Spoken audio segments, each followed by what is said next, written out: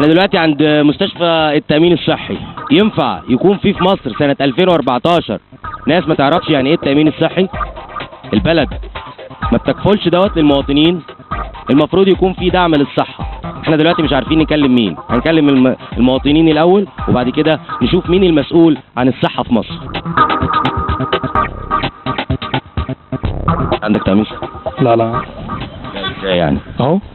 يعني لا قدر الله، يعني لا قدر الله لو عييت انت وجماعتك، لو متجوز ومعكش فلوس، يعني ايه؟ يعني مش هروح مستشفيات حكومه اصلا ولا مستشفى. بقول لك معكش فلوس. هموت احسن.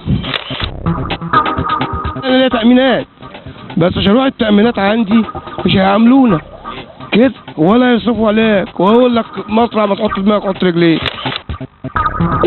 مصيبة سوداء، يعني مفيش أي نوع من أنواع الخدمات بتتقدم أصلا، لا من قريب ولا من بعيد. والله التأمين عايز يظبط، الدكاترة مالهاش مواعيد، ومثلا يبقى ميعاده الساعة 10 يجي لك الساعة 11. بنعاني من التأمين الصحي، ما فيش تأمين. أنا نفسي 53 سنة ما عنديش لا تأمين صحي.